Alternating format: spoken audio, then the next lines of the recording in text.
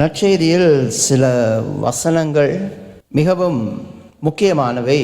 சில வேளைகளில் நாம் அதை சரியாக அவதானத்தை கொடுக்க மறந்து விடுகின்றோம், அல்லது நமக்கு அது தெரிவதில்லை. வெரி பேசிக்காக இருக்கலாம், வெறு சின்ன விடயமாக இருக்கலாம். இன்று நாங்கள் இந்த நற்செய்தியில் இயேசு தோற்றம் மாற்றம் பெறுகின்றார், உருமாறுகின்றார்.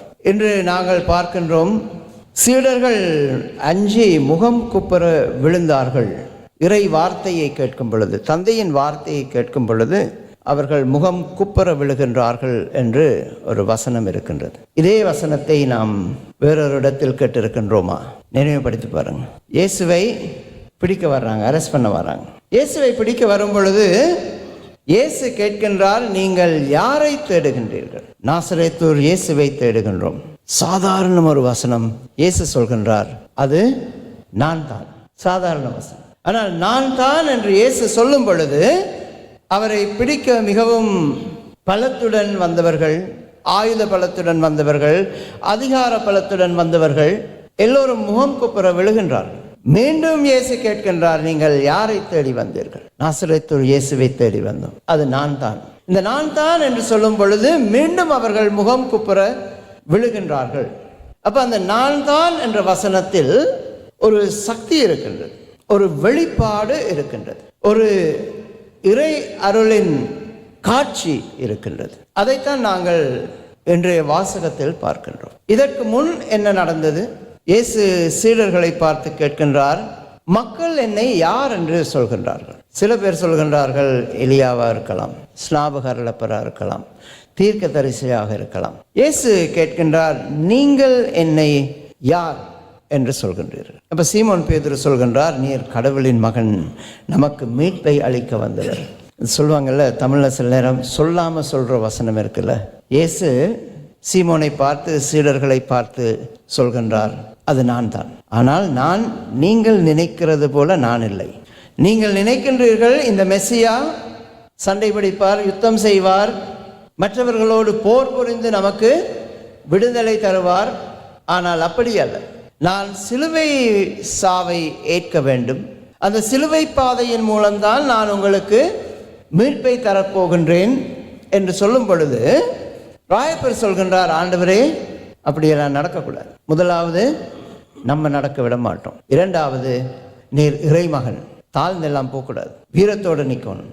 இயேசு ராயப்பரை பார்த்து சொல்கின்றார், அப்பாலே போ சாத்தானே போ. தமிழ் மொழிபெயர்ப்பு இல்லையா? அடிக்கடி நான் சொல்லுவேன் இல்லையா, ஆங்கிலத்தில் சொல்லுவாங்க, கெட் பிஹைண்ட் மீ சேட்டன், என் பின்னே வா என்று சொல்லிட்டு இயேசு என்ன செய்கின்றார்? ராயப்பர், யாகப்பர், அருளப்பர், இந்த 3 பேரையும் அழைத்து கொண்டு அந்த மலைக்கு செல்கின்றார். அந்த மலையிலே இயேசு அவர்களுக்கு நான் தான் என்றால் முழுமை என்னவென்பதை காட்டுகின்றார். இயேசுவின் உருமாறுவது, கிறிஸ்துவில் அன்புமிக்க சகோதர சகோதரிகளே, அவரது வாழ்வில் நடந்த ஒரு நிகழ்ச்சி அல்ல, மிகவும் முக்கியமான ஒரு நிகழ்ச்சி.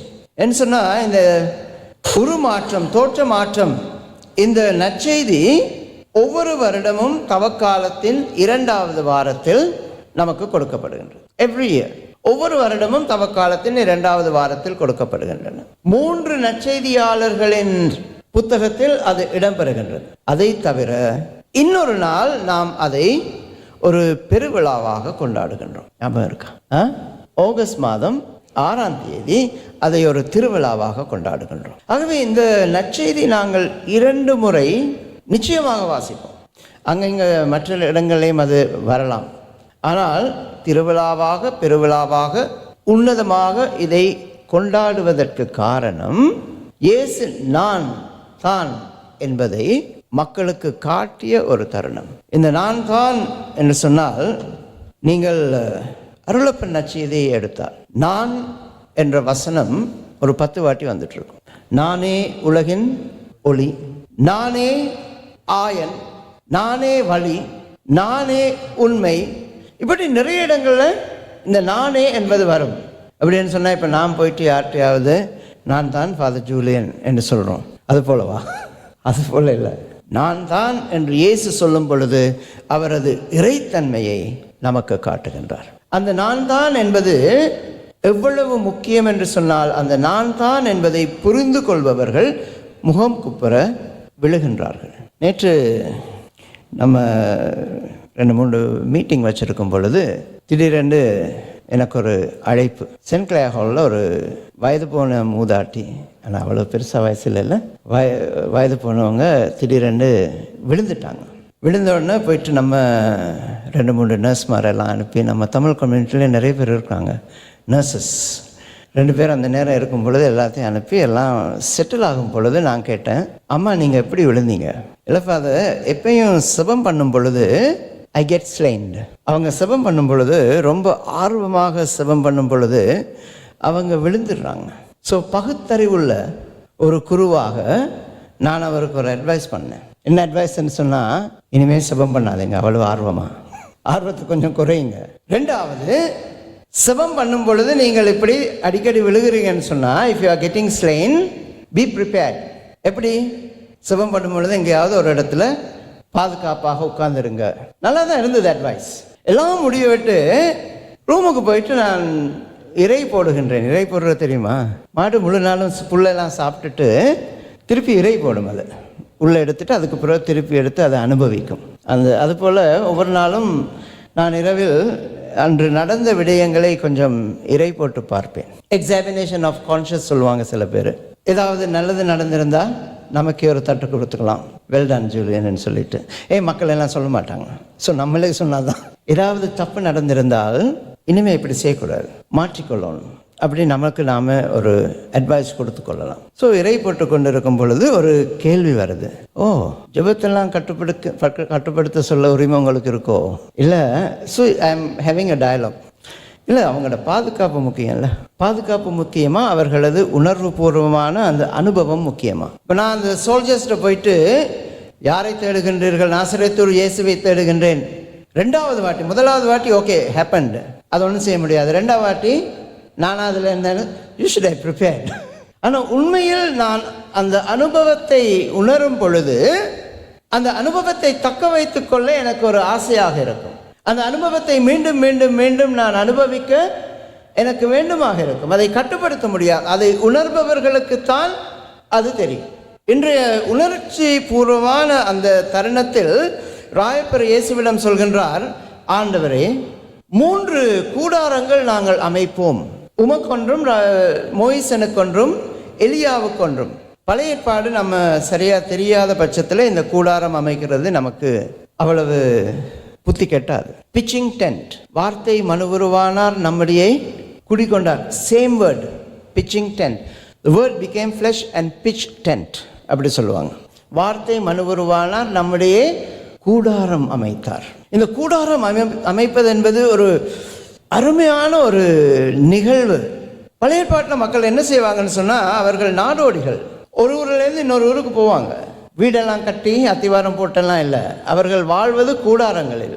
அப்படி அவர்கள் ஒரு ஊரிலிருந்து இன்னொரு ஊருக்கு போகும் பொழுது அவர்கள் வாக்குத்தத்தத்தின் பேழையை எடுத்து செல்வார்கள். வாக்குத்தத்தத்தின் பேழை இறைவனது பிரசன்னத்தின் எதிரொலி, வெளிப்பாடு. வாக்குத்தத்தத்தின் பேழை இங்கே நம்ம வச்சிருக்கிறோம்ல, டெபனக்கிள், அது போல இறைவனது பிரசன்னத்தை நமக்கு சொல்லும் ஒரு விடயம்.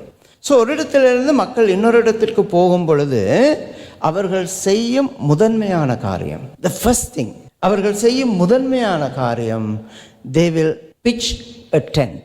அவர்கள் ஒரு கூடாரம் அமைப்பார்கள். முதல் கூடாரம் அவர்கள் அமைப்பது யாருக்கு? கடவுளுக்கு, வாக்குத்தத்தத்தின் பேழைக்கு. அந்த வாக்குத்தத்தத்தின் பேழைக்கு கூடாரம் அமைத்து அந்த பேழையை உள்ளே வைத்து முகம் குப்புற விழுந்து அதற்கு வணக்கம் செலுத்திவிட்டு, இறைவனுக்கு வணக்கம் செலுத்திவிட்டு அவர்களது மற்ற கூடாரங்களை அவர்கள் அமைப்பார்கள். ராயப்பர், அது நம்ம 2 விதங்களில் பார்க்கலாம். ஆனால் ராயப்பர் இதில் கேட்கும் பொழுது, விசுவாசத்தின் கண்ணோட்டத்தில் பார்க்கும் பொழுது ராயப்பர் சொல்கின்றார், உமது பிரசன்னம் வாக்குத்தத்தத்தின் பேழையின் பிரசன்னமாக, மிகவும் உன்னதமான பிரசன்னமாக, இறைவனது பிரசன்னமாக இருக்கிறபடியால் இதை அப்படியே தக்க வைத்துக் கொள்ள வேண்டும். எப்படி அதை தக்க வைக்கலாம்? pitch a tent, ஒரு கூடாரம் அமைப்போம். இந்த கூடாரத்தில் நாங்கள் வாழ்வோம். இந்த கூடாரம் நிலையான கூடாரமாக இருக்கும். அது மனிதத்தன்மையாக புனித ராயப்பர் சொல்கின்றார். ஆனால் இயேசு ராயப்பரை பார்த்து சொல்கின்றார், இயேசு நம்மை பார்த்து சொல்கின்றார்.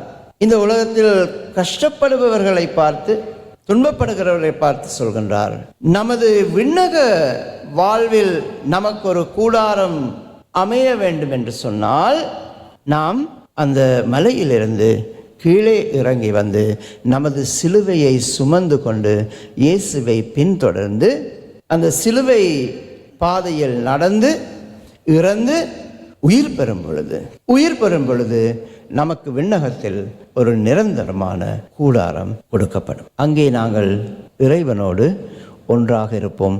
அதன் ஒரு கிளிம்ஸ், அதன் ஒரு ட்ரெய்லர், அதன் ஒரு முற்பார்வை இந்த உருவ மாற்றத்தில் இயேசு சீடர்களுக்கு காட்டுகின்றார். கிளிம்ஸ் ஆஃப் ஹெவன், பரலோகத்தில் இறை பிரசன்னம் எப்படி இருக்குமோ அதை இந்த உருவ மாற்றத்தில் இயேசு சீடர்களுக்கு காட்டுகின்றார். அதைத்தான் இயேசுவை கைது செய்ய வந்தவர்களுக்கு இயேசு ஒரு நொடியில் காட்டினார். நான் தான்.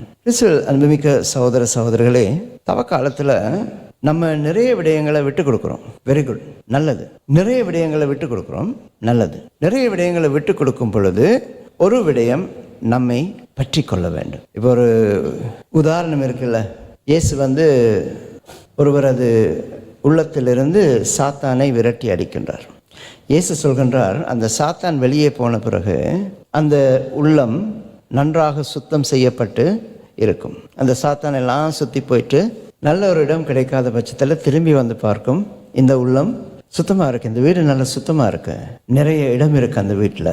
ஆகவே நான் இன்னொரு 7 என்னை விட மிகவும் சக்தி வாய்ந்த அலகைகளை கூட்டி வந்து அங்கே நான் பிட்ச் டென்ட், நான் கூடாரம் அமைப்பேன். எப்போ கூடாரம் அமைக்கப்படுகின்றது? எம்டியாக இருக்கும் பொழுது, ஒன்றுமில்லாமல் இருக்கும் பொழுது. தவக்காலத்தில் நாங்கள் விடயங்களை விட்டு கொடுக்கும் பொழுது நமது கூடாரம், நமது இதயம், நமது வாழ்வு ஒன்றும் இல்லாமையாக இருக்கின்றது. சும்மா விட்டுட்டோம்னு சொன்னால் உள்ள வேற யாரும் உட்காந்துருவாங்க. ஸோ அதனால் என்ன செய்ய வேண்டும்? நாம் சில விடயங்களை உள்வாங்கிக் கொள்ள வேண்டும். சில விடயங்களை நாங்கள் உள்வாங்கிக் கொள்ள வேண்டும். அந்த உள்வாங்கிக் கொள்ளும் விடயங்களை நாங்கள் கெட்டியாக பிடித்து கொள்ள வேண்டும். ஸோ நம்ம இந்த காலத்தில் திருச்சபை நம்மிடம் கேட்பது, உணவை விட்டுவிடுங்கள், கெட்ட பழக்கங்களை விட்டுவிடுங்கள், ஆவலாதி அவதூறு கூறுவதை விட்டுவிடுங்கள், நேர பிரயோகத்தை விட்டுவிடுங்கள். அதோடு சேர்த்து திருச்சபை நம்மை இறைவனில் வாழுங்கள் என்றும் அழைக்கின்றது, செபம் செய்யுங்கள் என்றும் அழைக்கின்றது. இன்னொரு விதத்தில் சொல்லப்போனால், நான் யார் என்பதை நான் முழுமையாக உணர்ந்து அந்த கிறிஸ்துவை என்னுள் கொண்டு வரும் பொழுது நான் கிறிஸ்தவன் என்ற அந்த உணர்வு எனது அந்த வெறுமையை நிரப்ப வேண்டும். அந்த வெறுமையை நான் கிறிஸ்தவம் என்ற கிறிஸ்துவின் அன்பால் பிரசன்னத்தால் நிரப்பினால், நான் தவக்காலம் முடியும் பொழுது எனது வாழ்வு, எனது உள்ளம், எனது இதயம் முழுமை அடைந்ததாக இருக்கும் இல்லையா? If something is already field up with something, அதில் மற்ற விட்டு கொடுத்த விடயங்கள் எல்லாம் திருப்பி கொண்டு வர முடியுமா? முடியாது, கொண்டு வர முடியாது. என்னென்னு சொன்னால் அது நிரம்பி வழிந்து கொண்டு இருக்கும். ஸோ தவக்காலத்தில் நான் என்ற ஒரு இருமாப்பு என்னில் வர வேண்டும். இவர் என்ன இருமாப்பு வரணும்னு சொல்கிறாரு? நீங்கள் கேட்கலாம், உங்கள் மைண்ட் வாய்ஸ் கேட்குது. நான் கிறிஸ்தவன் என்ற அந்த ஒரு கௌரவம், இருமாப்பு என்னுள் இருக்க வேண்டும். நான் கிறிஸ்தவனாக இருந்தால் அன்பு மட்டும்தான் என்னால் கொடுக்க முடியும். நான் கிறிஸ்தவனாக இருந்தால் மன்னிப்பை மட்டும்தான் கொடுக்க முடியும். நான் கிறிஸ்தவனாக இருந்தால் மற்றவர்களுக்கு கருணையை மட்டும்தான் என்னால் காட்ட முடியும், வேறொன்றுமே செய்ய முடியாது. ஸோ நான் கிறிஸ்தவன் என்ற அந்த கர்வத்துடன், அந்த முழுமையுடன் நான் வாழ இந்த தவக்காலம் என்னை அழைக்கின்றது. நாளையிலிருந்து உங்களை நீங்கள் யார் என்று கேட்டால் என்ன சொல்ல போகிறீங்க? நான் ஒரு ப்ரீஸ்ட் சொல்ல போகிறேனா? நான் ஜூலியன் சொல்ல போகிறேனா? நான் ஸ்ரீலங்கன் சொல்ல போகிறேனா? என்ன சொல்ல போகிறேன்? நான் கிறிஸ்தவன் என்பதை நாங்கள் பெருமையுடன் சொல்லும் அளவிற்கு, பெருமையுடன் வாழும் அளவிற்கு நாங்கள் இருக்க வேண்டும். அதனால் அந்த உணர்வில் நமது இதயங்களை, வாழ்வை நாங்கள் நிரப்பினால், திருப்பி ஆரம்பத்துக்கே போனால், God will pitch his tent in my heart. கடவுள் தனது கூடாரத்தை எனது உள்ளத்தில் அமைப்பார். கிறிஸ்துவில் அன்புமிக்க சகோதர சகோதரிகளே, தோற்ற மாற்றம் கிறிஸ்துவை போல் நமது வாழ்விலும் ஏற்பட வேண்டுமானால் நான் கிறிஸ்தவன் என்ற அந்த எண்ணம், பெருமை, இருமாப்பு, அந்த சந்தோஷம் நம் ஒவ்வொருவரிடமும் இருக்க வேண்டும். நான் கிறிஸ்தவன் என்பது சொல்லால் மட்டுமல்ல, நமது செயலிலும் இருந்தால் தவக்காலம் முடியும் பொழுது நமது வாழ்வு மாற்றமுள்ள வாழ்வாக மாறும். அந்த வரத்தை கேட்டு மன்றாடுவோம். தந்தை, மகன், தூய ஆவியாரின் பெயராலே.